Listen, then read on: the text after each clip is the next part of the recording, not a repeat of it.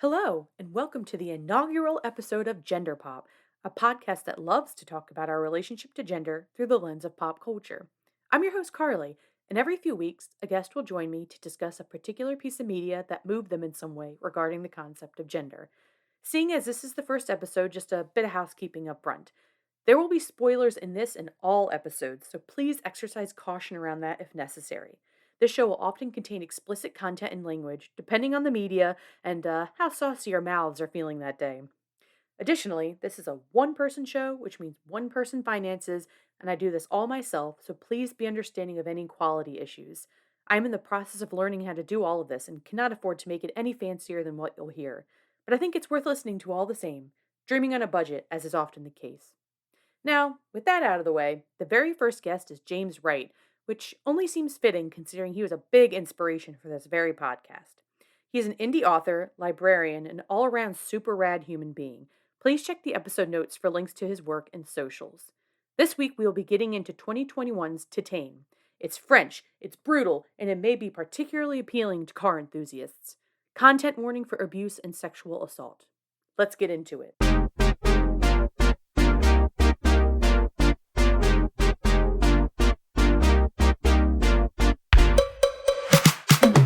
Hi, James. Welcome to Gender Pop. I'm excited to have you on. Today, we're going to talk about TITANE, which is a French film from 2021, directed by Julia Ducournau.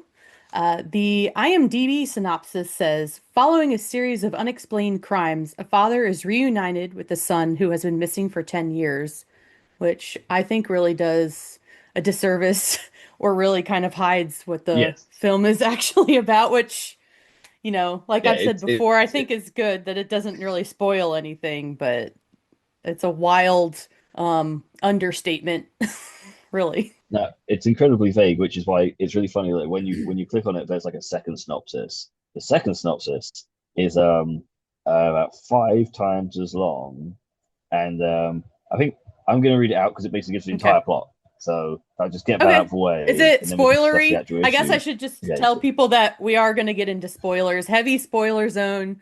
This podcast will always have heavy spoilers because yes, from otherwise the we couldn't start. really. Yeah. So this is your spoiler warning. If you haven't seen this and you really want to, turn it off now, go watch it, and then come back and listen to this. All right, go ahead. Yeah. Okay.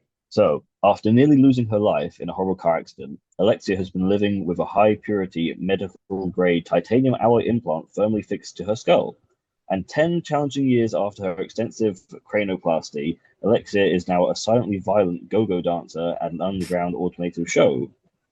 But life is unpredictable. Instead of being put off by cars, Alexia has developed a bizarre fetishistic fascination with automobiles. In the meantime, as a spate of grisly homicides terrorizes the city, Fire Chief Vincent unexpectedly reunites with his long lost son, Adrian. But time changes people. After all, the boy has been missing for a decade.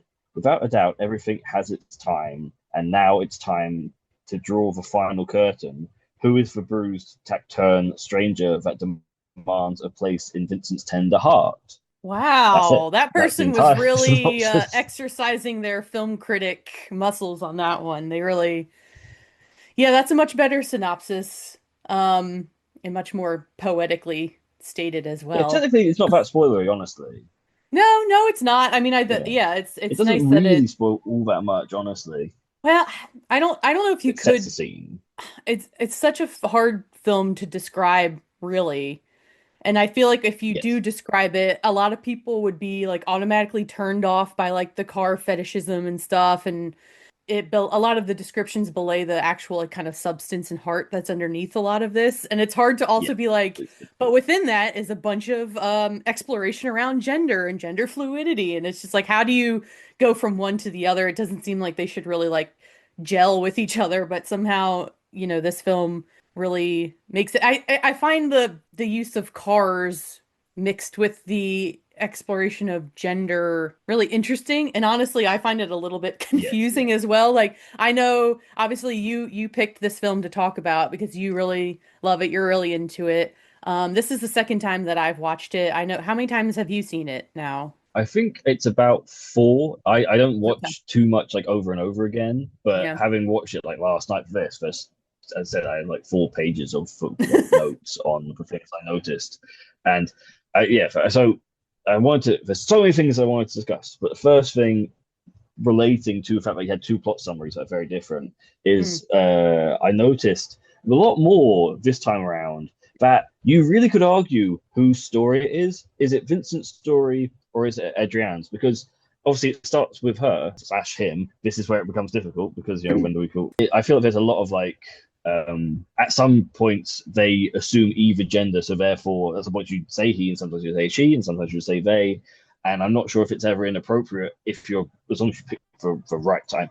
But like how that the first plot summary is so much focused on Vincent and his story, and then the second one is way more focused on Alexia, and well, at least where she starts out. And it's just really interesting to see that it is more of a film, not just about femininity and masculinity from a female point of view, but also from a male point of view. Because Vincent's stuff is I start to pick up on all the like physical stuff. This will relate back to the cars, where it's like the physical way that like he puts himself out of the world when he's like really rough. It doesn't really achieve anything. He tries to lock her in. He tries to force her to do stuff. It doesn't work. It's only when he dances, when he starts to soften, when he dances, that draws her in. And with her, we're talking about like a murdering psychopath here. Like she is going to kill him about 4 or 5 times in the movie. She's just about to kill him. So like the whole power dynamic is so interesting with that because he doesn't even flinch when she tries. There's a bit where like she does go for him with thing. He's just like, oh, what is this? A knitting needle? And it's just like completely. I don't know, you want to call it like emasculates her, but obviously, but then like at the time she is assuming a male role, so it's very interesting stuff with that. And going back to the cars, it's like a safety where like physical love from a person has always been confusing to Alexia. So the love from a car is like, okay, well, this is just like I can enjoy it. Well, if you look at the later scenes where she's with the fire engine, she's not enjoying that. That's sad. But she's having sex. It's right near the end. She's having sex with a fire engine. It's just sad. But when she's having sex with a car after she's killed the guy, it's a good experience in some ways, although it leads to the main crux of the film, the main thing that is otherworldly, where she is pregnant with a car baby, Of course, which the I good think old car baby, that old trope. it's really But hard because it's such a deep movie, but you just get so distracted by the car baby.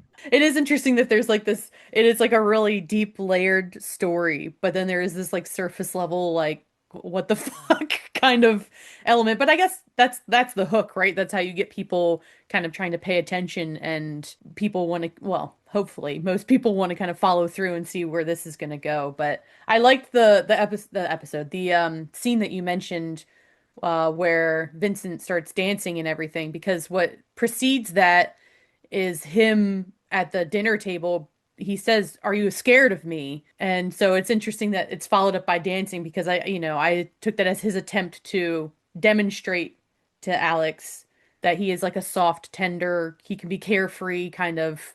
I mean, the whole time he's trying to kind of show her that he's a safe space for her, but his own hang-ups with like gender and hypermasculinity and the way he tries to present kind of gets in the way or causes tension with that, especially around all the other men, because we have to mention that they live in a firehouse. There are a bunch of firemen.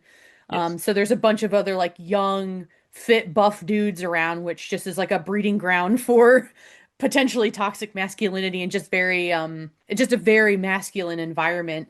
And it's Yeah. interesting that And that is the environment that she ends up weirdly thriving in the end. in certain way, yeah. Yeah. I think we should also Maybe mention that like thrive is not a great word, it's but it's interesting because sort of she does get accepted, but then not. But yeah, yeah. I did. There was a whole thing I wrote down about this, like how being Adrian, like he gets accepted at some point, but then when he tries to be Alexia from the opening scene of the well after.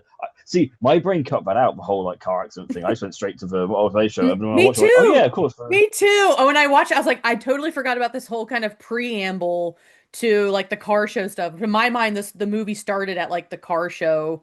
I Mm, completely forgot that I mean, like obviously I remembered that she had like the surgery and like a plate in her head, but I forgot that they actually showed us that. yeah. So that's funny. Yeah. You almost don't need it, but then it's like when I was watching, I will get back to what I was saying. But Yeah. when I was watching that the openings, it is so important because it informs everything else. Because it's like when she's sitting in the back of a car making those noises. One, it's a kind of like she's vibing with the car, but also it's for dad not paying attention to her, and the way he deals with her is to just like shout at her and like stop, stop. Doesn't like I know it's you're driving on a motorway, you can't exactly pull over, but like there's a way to show attention and affection to someone, especially as a child, that can reaffirm their like being a personness, whatever you want to call it, and then there's ways to shut them down, and he's just trying to shut her down, and that's like that then permeates with the rest of the movie when you start watching like how Vincent treats her and how they do form this bond because he sees well he doesn't see her because he sees Adrian, but he does see her as a person, and that's what gets through to this murdering psychopath who just kills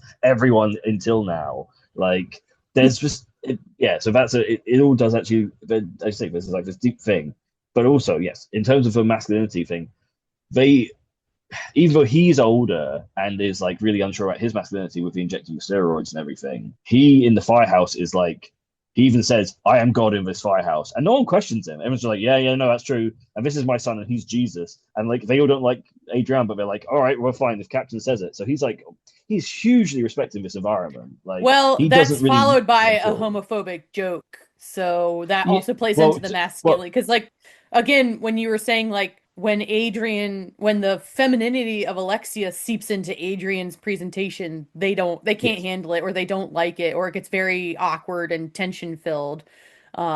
So it's like, even if someone, like, to be clear, most people are not buying that this is his actual son. yes, yeah, It's a total fantasy that Vincent's buying into, that this is his son because he wants to work through his grief and just be happy and have that relationship and connection in his life again. So he's willing to just believe what he wants to believe. But everyone yeah, else around them knows that that's bullshit. And so, when Adrian shows any sort of non-super masculine kind of behavior or whatever, it's interesting that they can't, like, when she's like dancing on the truck and all that stuff, they're like, "Oh, yeah. this was fun, but you made it too girly and too sissy and all this stuff, and now we kind of can't handle it." So, I think it's really interesting how like silence plays a role because like none of the firemen actually say anything. They don't. Well, yes, like before there is for like the guy who says like, "Oh, I didn't know Jesus was like white and gay," which is like just a guy annoying line. But then it's like, whatever. But that none of them when Adrian is dancing on the thing, none of them say anything. They're all shocked. They don't know how to act. They don't know how to feel. And there's all this confusion. And like I think that's what happens when it's the film has this idea that there are boundaries of gender even when you're transversing mm, them. There are certain things you do if you try and do one thing in the other space, like because you do cut back to the car show where she's doing her dancing and it's like completely explicit, and all the men around her are like, "Oh, we love you," and like sign autographs and like way too obviously all the toxic stuff that goes along with that. But it's one environment, and then you take that dancing to another environment, same person technically, and just these huge, like, yeah, buff masculine men who are shown, as you say, to be masculine and whatever, and then they're quite happy to say someone's like, "Oh, gay," and whatever before. They're just silent. They don't know how to deal with this. They don't know how to act. They're still watching it. They don't stop watching. That's a bit key thing.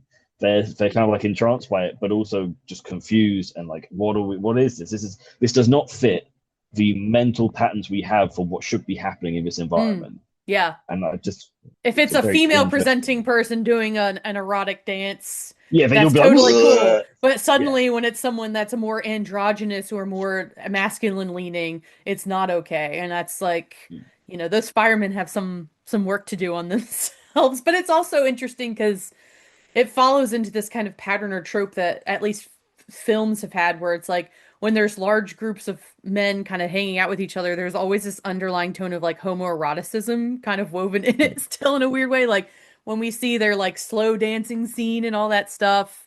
Um, and also when they're just kind of having that rager in the I don't know what you call it, like the yeah, but, hangar wherever they keep the trucks, the warehouse. It's not a warehouse, but and that the way that that's filmed is very like they're like mostly naked and it's all sweaty and they're all bumping up against each other, but it's that kind of it's um yeah. non-sexual. Like Yeah, but it's like I still think there's this it could, like but slight yes, you could. homoeroticism. It's like the It, volleyball scene like Top Gun, where it's like they're just yeah, playing a sport, but the way that it's filmed and the way that they're interacting, like it's kind of showing that like for a lot of men, especially when they congregate together, since they don't really know how to like be intimate and close with each other, this is how they express it. And so it kind of like Yeah, the lines between like aggression and intimacy sort of blur in this weird way because a lot of men are conditioned and socialized to only express anger or rage or like dominance. And so it's yeah. like it's interesting that,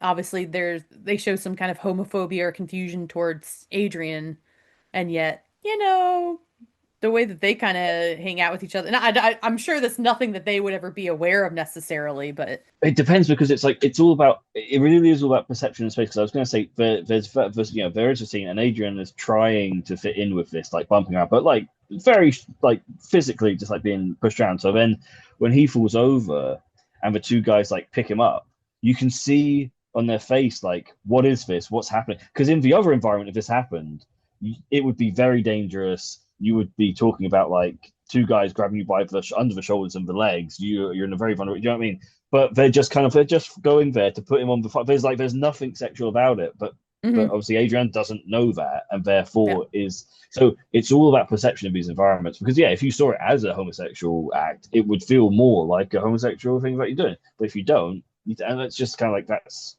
how gender kind of works in the world, where sometimes it's unspoken, but sometimes it's not registered by the people doing it. And I don't know, the film likes to explore. The reason I love this film is because it explores it from all angles. It's not just like one or two. It's not just like men are bad or like women are this or whatever. It's like here are all the different scenarios you can go to. Like that's why I love the bus scene where hmm she gets on the bus presenting as male, and there's a woman that gets on, and then all those rowdy guys who are saying all the horrible stuff to the woman. And when the woman looks at her, I feel like she's looking at her not as like, oh, supportive woman. She's like, you're a guy, can you do something? And Adrian's like, Yep. leaves the bus, gets off a bus. I ain't doing like I'm not because that is a very masculine thing of like you are supposed to interject in these environments, and it's like, but it's that's also an uncomfortability in its own right as well as and like it's like how does that work? Because she is someone who knows what it's like. Well, okay, this is the most important thing: is she knows what it's like to be harassed by men, and as a woman, Alexia would kill those goddamn sons of bitches. What she do? She'd stone cold kill all four of them. So when she's hmm Adrian and she just gets off a bus instead, does not just runs away. It's weird that like becoming a man has, well, you want to say, emasculated her. Like it's made her less dangerous, less deadly. But it's like she, in the first half of the movie when she's presenting as female, she kills It presents several the people. genders in the opposite ways that we usually like. The women or the woman is the cold, calculated, uncaring, unkind, violent kind of person, and then the men, or at least the main male character, is the kind of softer, tender, more loving, accepting kind of person, more nurturing one. And so it kind of it turns our stereotypes of what we expect men and women to be on their head in that way. Yeah, I mean, I just because I just all these scenes flash in my head. Like the there's a the even the start is a great illustration of that. Like the guy's harassing her and she's in the car and he's like he won't take no for an answer, and it's your typical son of a whatever guy who just won't take no. She even like tries to placate him as much as possible, and like then he like launches at her, and it's this horrible scene until you realize that he's the vulnerable one because his neck's inside a car and she stabs him in the ear. And it's like, you put yourself in that position, mate. You did that to yourself. You leaned your neck because he's a guy and he presumes he's safe. He can just lean his Yeah. neck in, because that's a very vulnerable position. When you think about a body as a body and not as a gendered body, Mm-hmm. leaning your neck into an open space and just presenting it, yeah, that's what happened. You got stabbed in the ear and you died because you put yourself in that front and because you thought you were safe and you weren't. And I like how the film does that. It kind of like completely takes a lot of men and like puts like the bit where she's in the apartment and there just keeps being more people to kill, which again is why I love the film because of the How humor of the many of film. there Of like, are you? oh my god, and like the guy like lets her hug, even when she's a stranger in his house, he lets her Yeah. hug him, and then she stabs him in the back, and he Yep. shoots physically. He's like twice the size of her, and he just like dies, just straight up But he's dies also because vulnerable because he was like naked, I think, or he was almost naked. Yeah, naked. exactly. No, Yeah. no, he is So naked because he's like actually told yeah. himself. Yeah, he's going to the toilet outside. He's like, he's like, is the toilet free? They're all in vulnerable states because the other, not the one that she was like hooking up with, but the other woman in the house was like half naked. That guy was Yes, naked. The yeah, other guy, because like obviously it's the middle of the night and stuff. They're probably just sleeping or whatever. But it is interesting that they all are presented in these more vulnerable states, so it's easier to take advantage of them, and that they don't perceive her as a threat either. I mean, I yes, get exactly. waking up in the middle of the night to someone in your house is what can you do to protect yourself? What they don't even. Like that scene in the beginning where the guy's coming after her for the autograph and then proceeds to like assault her and like try to like throw himself through her car window.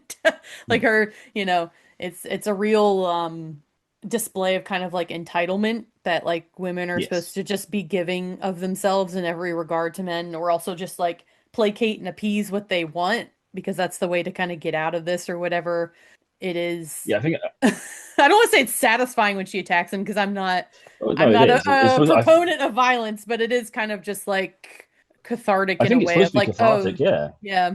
Because it Yeah. doesn't go the way that you assume it is. It's like, oh, we're just going to watch another sexual assault of a woman on screen and how that ruins her. It's like, no, she has no time for this and she's just going to take matters into her own hand Yeah. and deal with it. And we learn that this is something that she's just been doing. And I think it does, like you were saying, kind of go back to the beginning that is very informative. I think even though it's not like portrayed on screen a lot, I think a big contextual clue to why she is the way she is her relationship with her father and that. Mm. And you really got on it when you're talking about like he never even like looks at her and sees her because when I was doing a lot of research for this movie, the topic of gaze kept coming back up, not just like male female gaze, but like her dad never looks at her. People never, never truly like, or they look at her just lustfully or not at all. But Vincent's the Yeah. first kind of person to really look at her and see her and still accept that and everything. Like she's either not being looked at or she's being looked at lustfully when she's a dancer.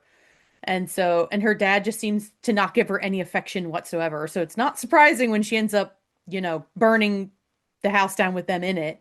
Yeah. And that's To like the which he only doesn't time even when really he actually, respond. yeah, I mean, he does. That's the one time he He seems does. to look He's at her. slightly. Yeah. Yeah.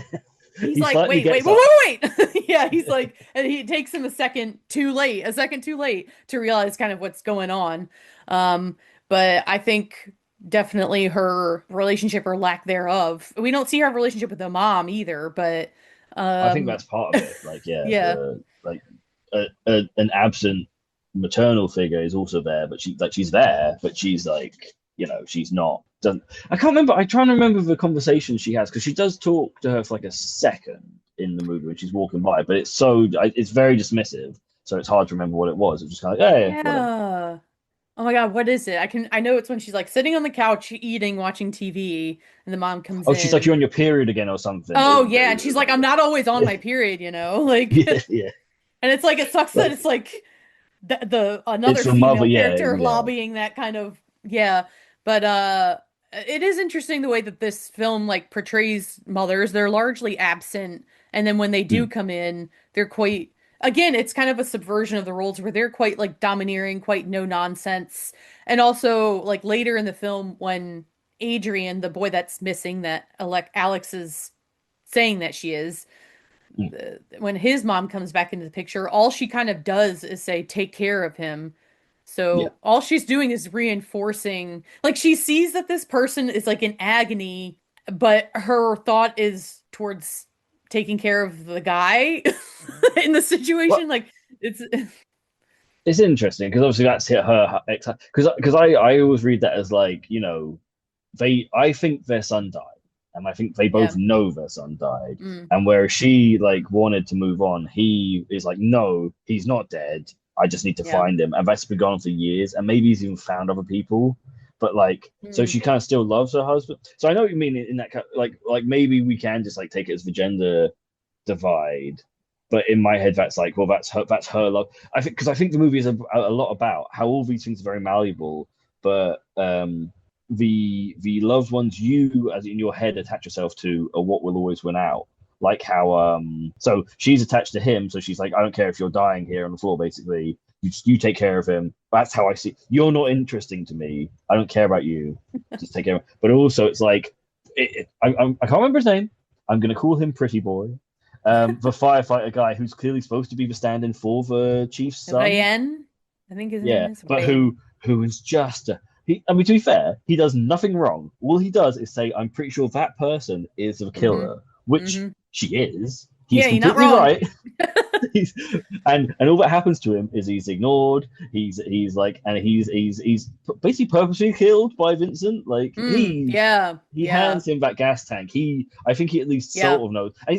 He holds the axe before that and looks at him, and I'm like, he's gonna kill it. This guy is dead. Like, and the point is, like, that's his stand in the sun already. Clearly, yep, yep. that should be a stand in the sun, and a normal, like, well, what do you call it? A well-adjusted person. What are you going to say? Would see that and go like, "Oh, this is my stand in the sun." But because Vincent is so fixated on finding Mm. his son, he'll take a stranger who says that even though he knows categorically they're not his son, over the person who he should have been, as Who's a already surrogate there son. and fulfilling that Yeah, role? exactly. Has been there the whole And time. Exactly. It's yeah, like, but you're not them, though, are you? It's like, well, they're not them. Yeah, but I think they are. I don't even think they are, but I want to think they are, and that's what's important. And that's what, again, love the film because of that reason of like, I think people are. I think that is true. That people will. What you tell yourself is what's more true than anything else, and therefore, like, he's willing to kill his what should be surrogate son to keep himself in that bubble. relative fantasy world. Yeah, that he has. Ultimately the movie, and this is what the director herself has said, it's all just about love at the end of it. It's a very Yeah. weird, twisted love story at the end of the day.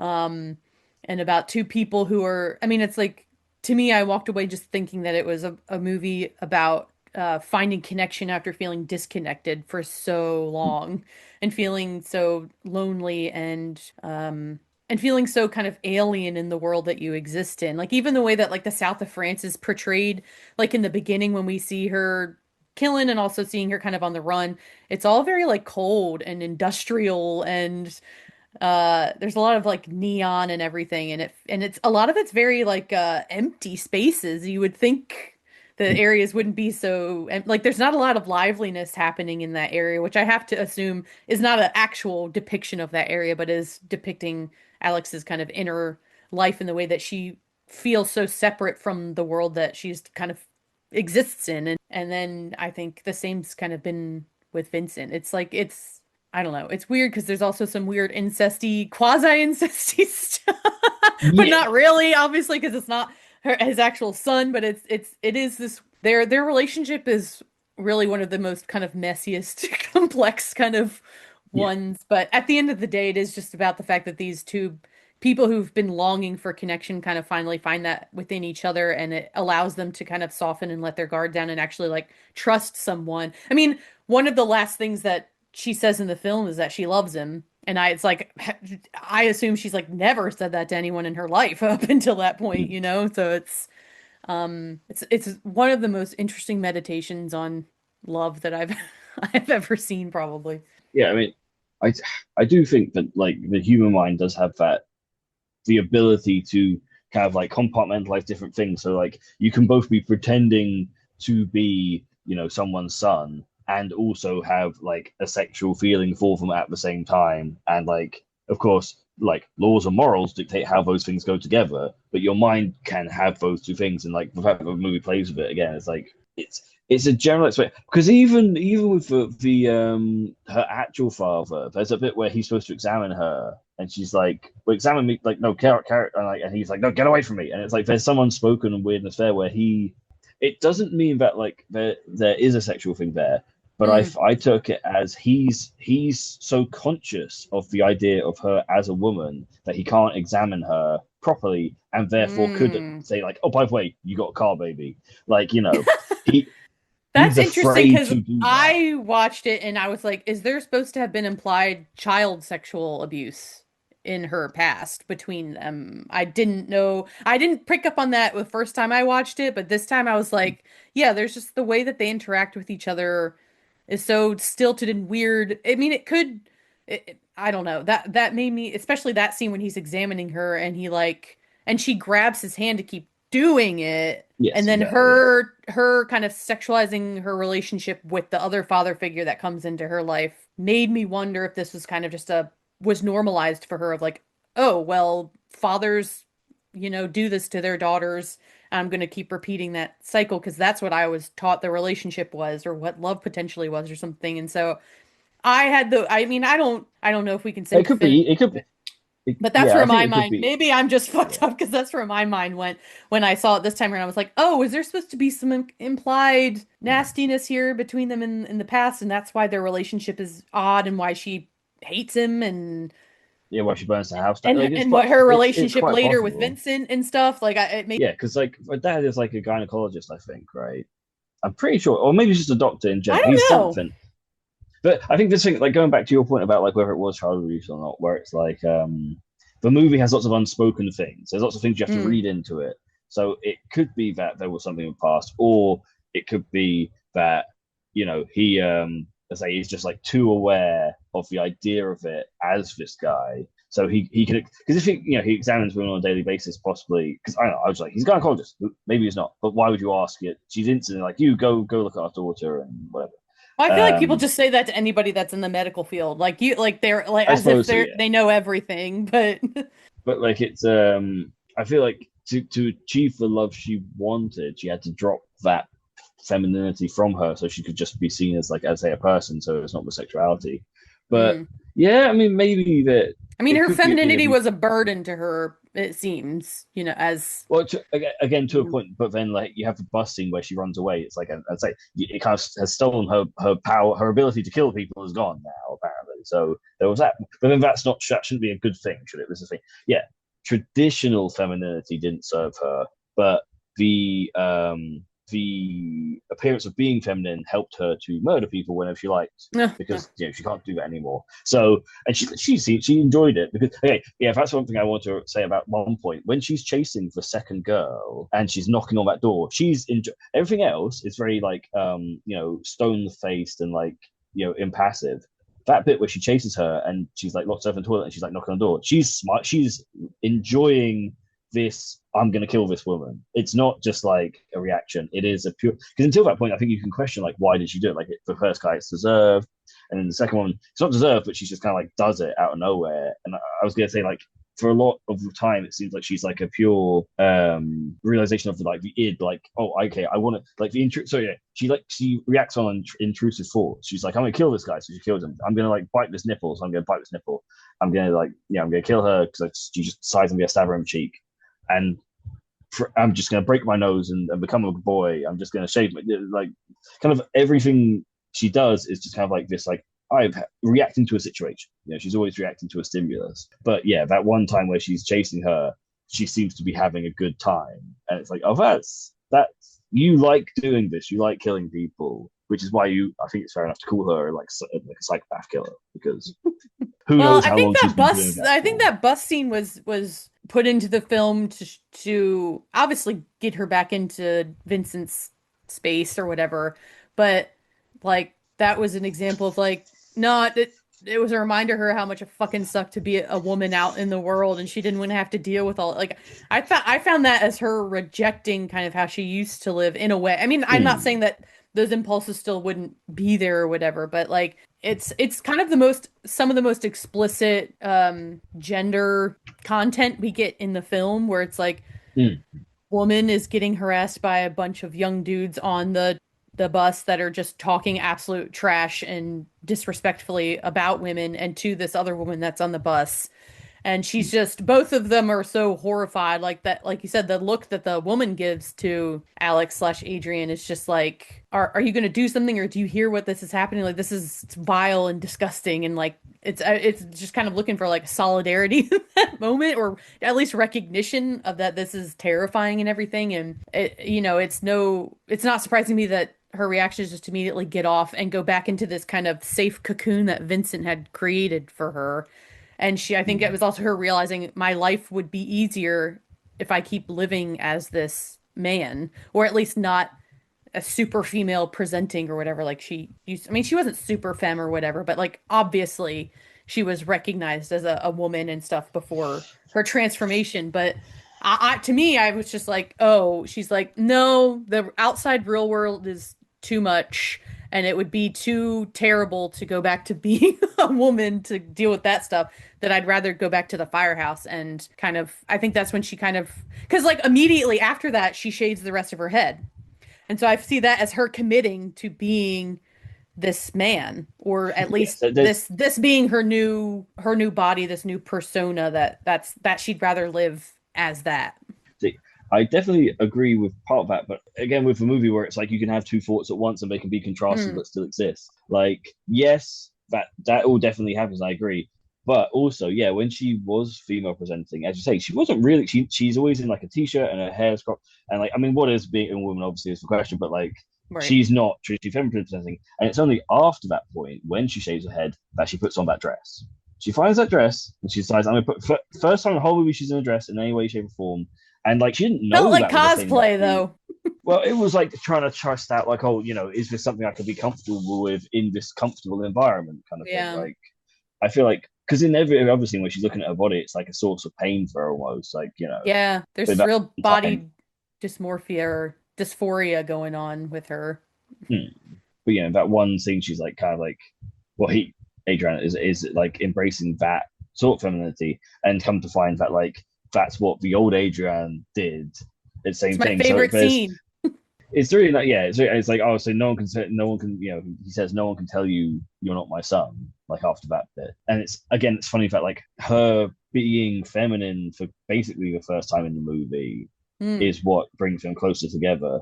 So like there's the hmm dance scene with him where that's what brings them closer together a bit, and then and so it's like there is this underlying idea that like femininity and embracing femininity can bring people closer together, and that's really interesting. And like because before that she's so violent all the time, and it's kind of like a rebellion against being feminine, because as you say, she's had to deal with all of these men who like hound her and abuse her, and mm. her response to that is violence, is to murder basically everyone just for why not, and have sex with machines because that's the only thing. There's a cold.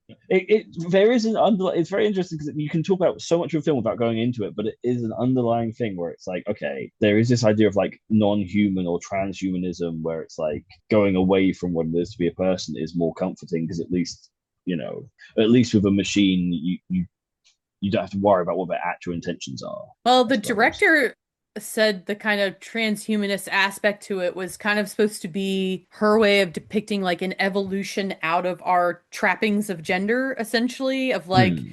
if that I think she was kind of using it as a metaphor or just as a more kind of physical visual of separating someone out from these expected roles that we've put people in for like millennia now. I think that allows for because like it is such a weird aspect. It the transhumanism thing, yeah, she was saying like Alex is supposed to kind of be, I guess, this next evolved level of a human being that doesn't have to exist within one space or the other.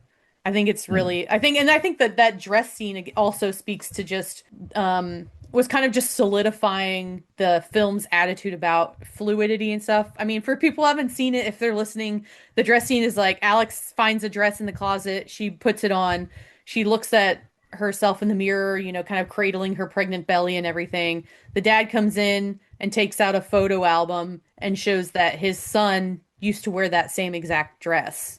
And then that makes him, like you said, just get closer and everything. And I really loved that detail for in a otherwise kind of dark film that kind of warmed my heart a little bit. Hmm. And I don't know exactly why. I think it was just kind of to show. I mean, it makes sense why Vincent can be so accepting because he's like, this is just I'm used to, my son kind of had this way of being, and so it's not weird necessarily to have that also have someone else in my life deal with that or whatever. But I think it was just kind of showing that gender is can be kind of a spectrum and it is fluidity and that you don't have to have sex with a car to kind of get there necessarily. And Interesting because it's like that the film. I don't know how much the film intends to be doing and how much it's set, because mm, when you bring up these complex topics, it does kind of like spiral out, because it's like he has this pure acceptance of his son, but it mm, becomes almost toxic because that's probably why he can't move on, because he's just like his love yeah, was so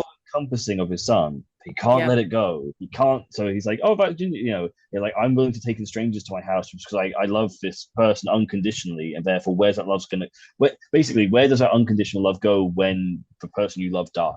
You gave so much of yourself to, because that's what it is. Unconditional love is giving yourself over to like someone and saying like, no matter what, I accept you.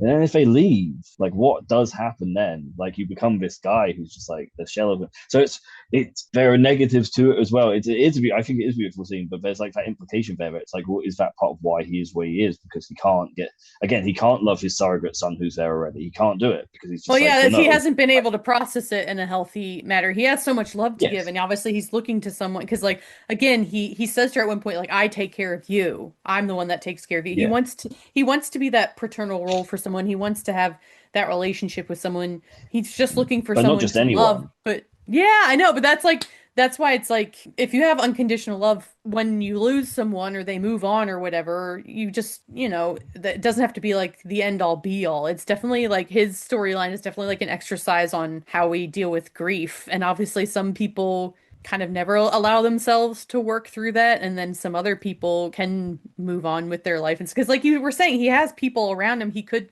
kind of transfer that love to, and it's a Mm, choice on his behalf to not and to sit and wallow in that. Like I think I see it much more as he's an active participant in he's his own worst enemy in that regard. I mean, mm, in one sense, it is lovely that he's such a loving person, but obviously he wants it.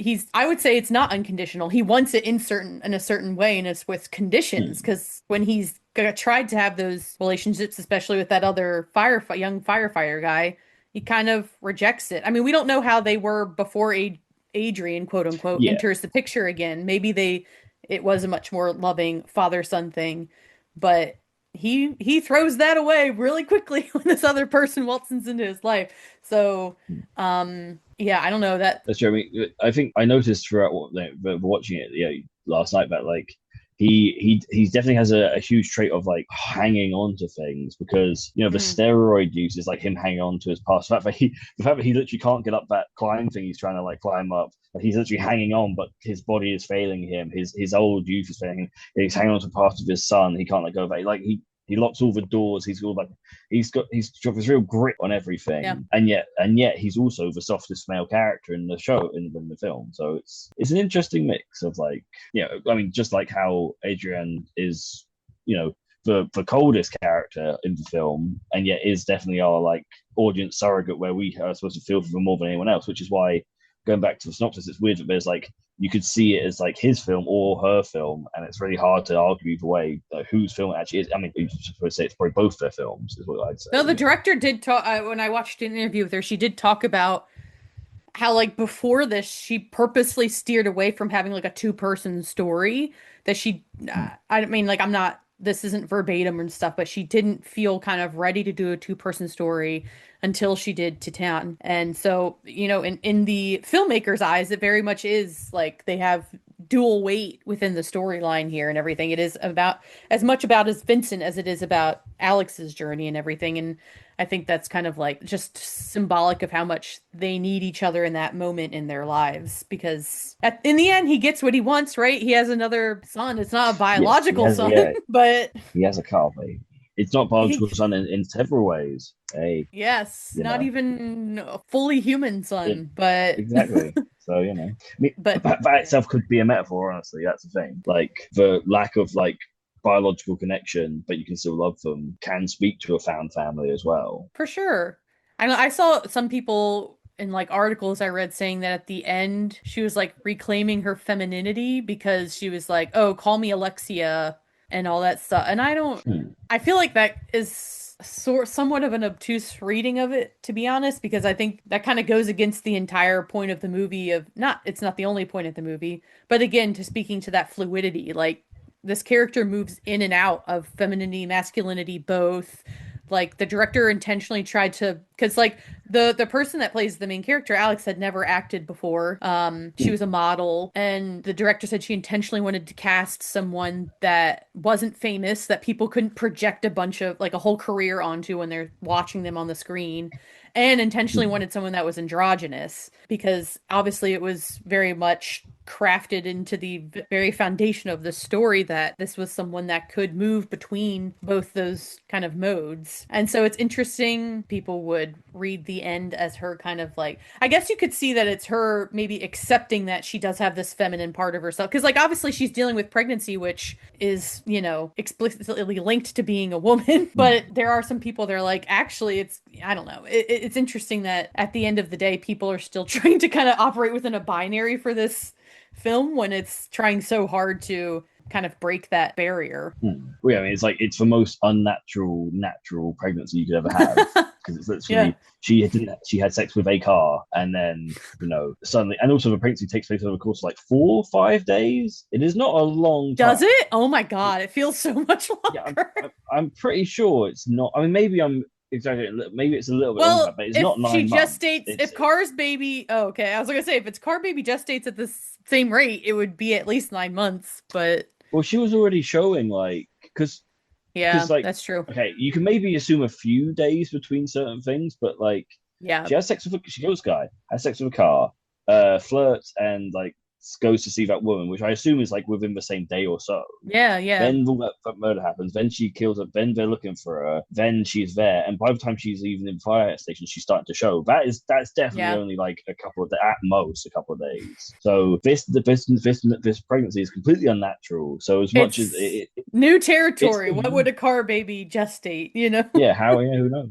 And the fact they like kind of like turns her inner stomach into chrome because when you see all Yeah, the scars on her stomach, like so there's all this stuff that's like very unnatural about it. So it yeah. definitely uses like the imagery of being a woman and femininity, but there's also this completely unnatural side to it. So yeah, if people are trying to be prescriptive about it, I think you can't be because it's as you Well, the say, the fact movie's that it trying very like much is to say, literally like tearing her apart, that's kind of like hmm, shedding the skin of previous, you could say it's kind of like shedding the skin of assumptions of what we assume men and women are. And like the director was saying, like it being kind of an evolution of sorts, because she gave birth to this, as far as we know, within the world of the film, this completely new like species, basically, or like a hybrid species of a human and a car. And so that would be another link in the chain of human evolution. And it's like, and then, yeah, I mean, it goes back to the transhumanism thing too, because it's like, I was watching something where someone was talking about the relationship humans have with cars or with like inanimate objects, but that we need to throw like a human element onto it, like the women dancing to make them feel okay about like all these men are actually lusting after these vehicles, but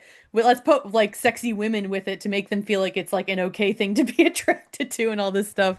And so yeah, yeah. it's saying some interesting stuff about our relationship to material things as well.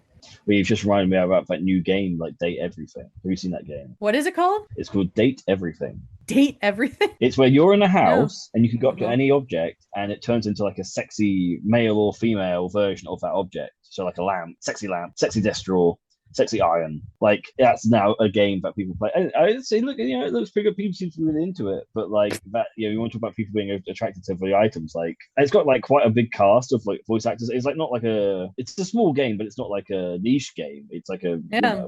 Well, I it think could be that one just of the falls quickest. into what they were kind of saying about our relationship, where it's like that kind of fetishism maybe, which like not here to kink shame anyone or whatever, but like it's we still live in a society where like wanting to fuck a car would be taboo and seen as abnormal, but if you Hmm, throw a sexy lady on top of it who's writhing around, that it makes it okay to kind of have sexual feelings around it or be aroused by it in hmm, any regard or stimulated about it in any regard.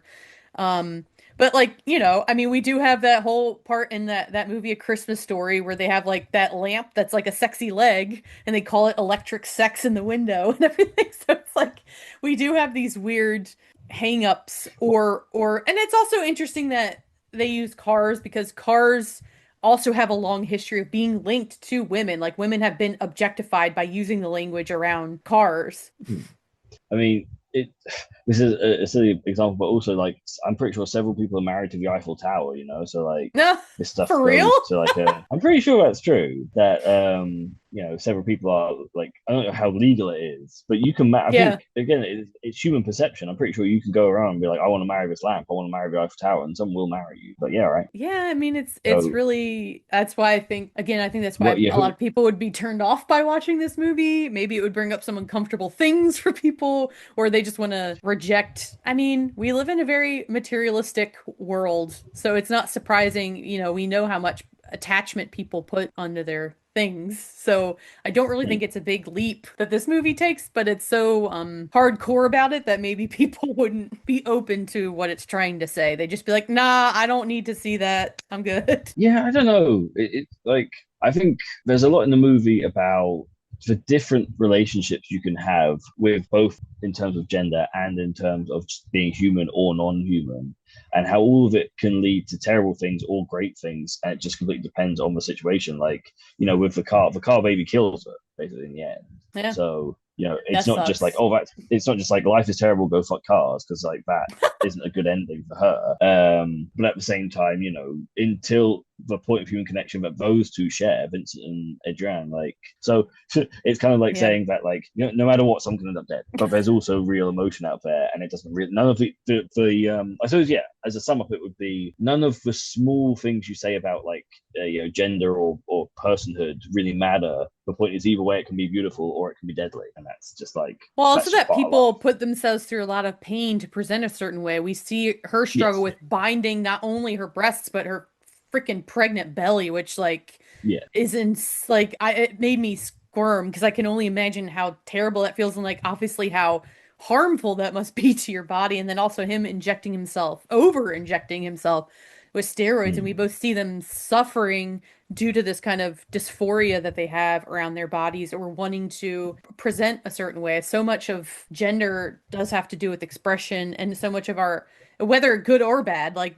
people, wanting to express who they really are through how they look, but also trying to conform or conceal as well to like fit in. Because, like, that's what they're both doing with their steroids. He's trying to still fit into this masculine idea, and she's trying to present as masculine as possible to kind of go under the radar. But like she continues doing it even after she knows the jig is up, which I find interesting as well. I think it's interesting.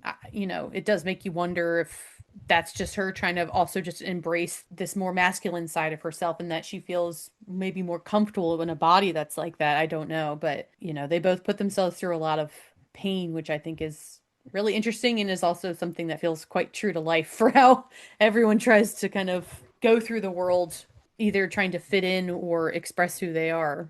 Yeah, and sometimes fitting in can like lead to you completely going against who you are, which is a shame. Mm, But like, yeah.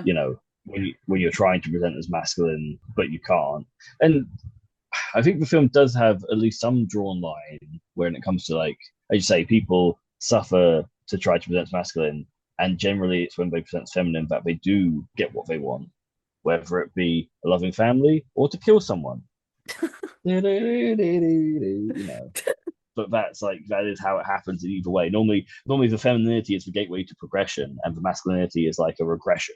It's what keeps you bound, it's what keeps you locked up, it's what keeps you recycles of, like, violence, and not being able to love this person who should be your son, but this other person is, and stuff. Whereas every time someone shows some soft, I mean, again, we talk about traditional ideas here anyway. Traditional Mm. ideas of masculinity. So you can just you can break it down, start to argue what is traditional, whatever. But through the stereotype, certainly the softness of being feminine is a gateway to progression in the film, I would say. Interesting, because I feel like she kind of, when she was able to kind of rid herself of that more feminine identity, she came into herself more. That was through being Adrian that she could make that connection. If she had just shown up as Alexia, it wouldn't have happened. Like it seemed to me that like her leaning into the more masculine side of herself is actually what ended up liberating her more. Hmm. And then But I it think it wasn't kind like of a circles, I think it does circle back around to her kind of just accepting the wholeness of who she is, which just means like sometimes she's more femme, sometimes she's not, sometimes she's both. Like she can walk around binding herself, or she can wear that dress, or she can do both. Like, I suppose the divide comes in a question of aesthetics versus action, because aesthetically she's becoming more masculine, but with actions she's becoming more feminine, because she, again, like, going back to her, it's very important that she was a stone cold killer at first, like how, like, she met the world with violence, which would be a traditional masculine action. But mm, throughout the film, she starts to soften and to become more action wise. But as you say, appearance wise, it's the opposite direction. She becomes more like masculine appearing. So kind of the film is playing with those two things at the same time, I suppose, where it's like, Hmm. can you be violent and but here's someone who's violent and appears more feminine, and then here's someone who like is more peaceful and learns to love while appearing more masculine for most Hmm. part. So you kind of It's a flip flop of the of the stereotypes there, yes. because like I was saying earlier, like she is the attributes that we ascribe to masculinity typically, or how she is Hmm. kind of in the earlier half of the film when she's femme presenting. The attributes that we typically ascribe to femininity, she is more like when she's more male presenting. Yeah. And you can even take that into micro because, like, if you think about like her hair stick, which is what she uses to kill Ah. people, it's when she lets her hair down, but she's more deadly. She's got her hair down, you're gonna die. And that they even That's when you gendered know that you're weapon poor. when he was like a knitting or you know. Yeah, yeah. It was some kind of needle, I but was like, oh, but we like even gender weapons. Like, it makes me think about all the times in other movies you've had like what you would call strong female characters, and not always, obviously, but like Sarah, like to look at Sarah Connor, like to become stronger, she does become more masculine. She like does yeah, tie her yeah, hair up. She does start wearing. So this is a great inversion of that because, like yeah, as you say, she's dressing. Well, she's not. She doesn't have dressed properly feminine, but she's well, right. the hot pants and the fish. But To be fair, she's yes, recognized as a woman moving yes, through the yes, yes, world. exactly, yeah. Yes. And she's way more like scary and dangerous then. Because at the Yeah, end, she's very soft. Again, she runs away from people constantly and yeah. stuff. And it's like, yeah, it's an interesting version of that kind of idea of the hero. I mean, she's never a hero, to be fair.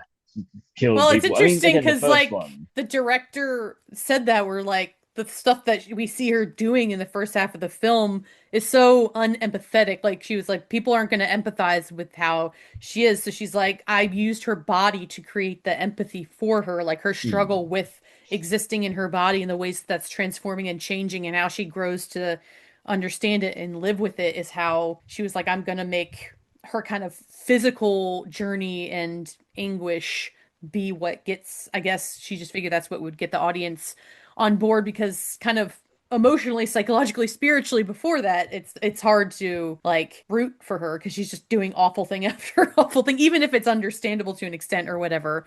Um, so it I is mean, really, yeah. Go ahead. really only the first kill is understandable. All the other Yeah, kills that's true. are just Yep. unless you do want to claim that the father was, and then but then she still burns her mother. So Yeah, I mean it's maybe that still one, but murder's the murder, whole man. house thing, yeah, the four people in the house are completely unjustified. They didn't Yep, do yep, anything to her at all. I love that film is like that. They didn't do nothing. Not even yep. one thing did they do to this person before she killed the hell out of them. So it's like, I love how the film does play with like the comedy of like, especially the comedy of death. Like Mm. that old woman, she's losing it because her son's dying in front of her, but it's still somehow a very funny scene, and it really shouldn't They're be, like, oh, now but the it old is. woman's croaking. Go deal with her and stuff.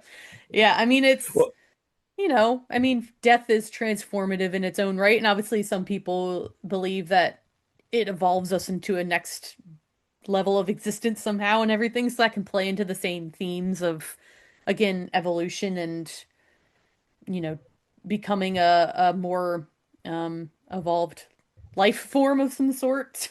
there's there's a lot to try to unpack from the film, and I think part of that is that evolution of being a human, like how we need to embrace these things to truly go beyond what we are. So I also thought it was funny that she shaved her eyebrows. 'Cause I was like, shaving eyebrows means more masculine, I guess, but there's plenty of women that rock that look. But it was just an yeah, that was interesting choice. interesting.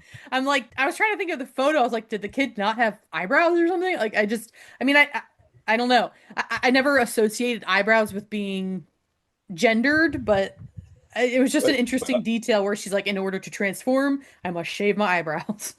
it's true. Although I think in general you can sort of like forego any logic because like the fact is she has this giant surgical like scar on the side Yeah. of her head that everyone would be like, how did you get that? And no one asks her that really. But I think at one point he sort of like he touches it like Vincent does, but Yeah. he doesn't go like, oh, how did you get that?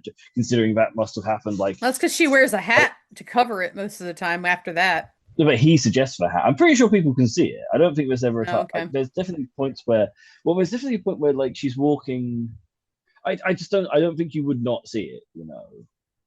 Well, If it's you were also like like actually observed. interesting that when she's giving birth and her body's basically ripping apart, that part rips open in her head too. And Hmm. it looks metal, I think, at that point. I mean, obviously it is a metal plate, but it looks like it's at least like matching similarly to the like metal or The whatever stomach, yeah. that's yeah. So it's and like of course her kid, like the very last thing we see that he has a metal plate at the like in the Hmm. same spot as her head too. So And it's it's all tiny. very intertwined. It's all, bookending each other and everything. Um, but yeah, I don't it's interesting because it's very thought-provoking and yet for some reason I don't connect with it in the same level that you did. I just think Hmm.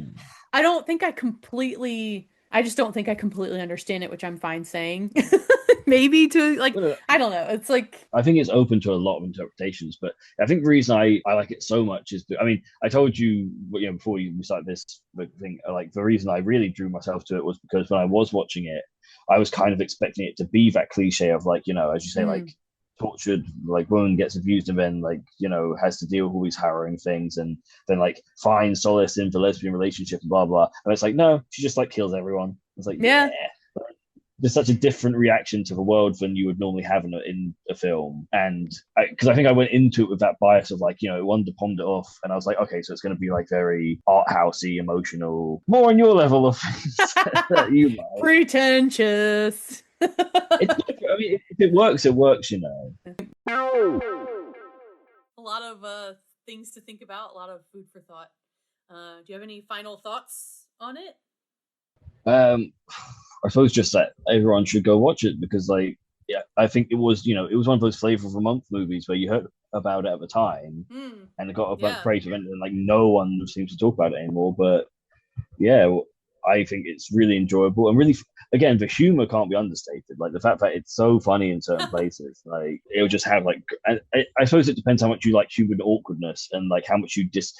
I think yes, the level to which you enjoy this film is going to directly correlate to how much you feel out of place in the world yourself because it's all Hmm. about that. And so like if you identify with that, it really speaks to you. And depending on how much you feel like you're at, because I always feel like I'm like an alien walking through the world. So to me, this type of thing is just like, yeah, okay, I completely get all of this Well, so awkward. do I, but maybe that's what makes me feel uncomfortable because I feel like it's confronting my own It's too much. Yeah, it's too much. Like I got. insecurities. Yeah, I don't know. It's Yeah. it's one of those movies where I I I struggle to say that I love it, but I kind of like find myself coming back to it. So there's this like very unique, compelling quality about it, and I do hope that it gets more love as time goes on. I could see it kind of becoming a cult classic of sorts because it seemed like you were saying like it won the Palme d'Or at Cannes Film Festival. There was like Oscar buzz and stuff around it, and then it just kind of it didn't ever manifest into something more than like what the hype was saying, and it like deserves it. I think it's a very well made film. It has so much to say, but sometimes maybe the car stuff was just too too much for people. But I think it deserves to have much more attention. I mean, Yeah. again, I don't know, maybe like in France or European markets, it does since it is a French film. But yeah, do check it out. I know that it's on Canopy, which is a library streaming service in the US. So if you have a library card and your library system opts to pay for Canopy, you have free access to it. That's how I watched it. Obviously, you can buy it. I think it's been off and on Prime before. I'm not quite sure, but there's ways to get it. And if any of this conversation sounded Hmm. interesting to you, go and check it out. It's worth the time. But thank you for coming on, James. As usual, you always have very fascinating insights. But thank you for having me. It's been really fun to waffle on about a movie I love for like about an hour or so. I'd love to be on again. So yeah, thank you for having me. And that does it for Gender Pop's very first episode. What a great conversation. I hope you've enjoyed listening to it. Do please share it however you can so I can keep making these and you can keep hearing some stellar people talk about even more stellar things. The podcast's official website is linked to in the show notes, where an accompanying blog will be posted alongside each episode where you can find supplementary content, links, and discussion. And don't forget to check out James's work and give him all the follows. If you're interested in being on this podcast, I'd love to have you. Fill out the contact form on the podcast's website so I can be in touch. All right, I'll be back again soon enough with another episode of Gender Pop. Be well, take no shit, and I'll see you next time around. Thanks for listening.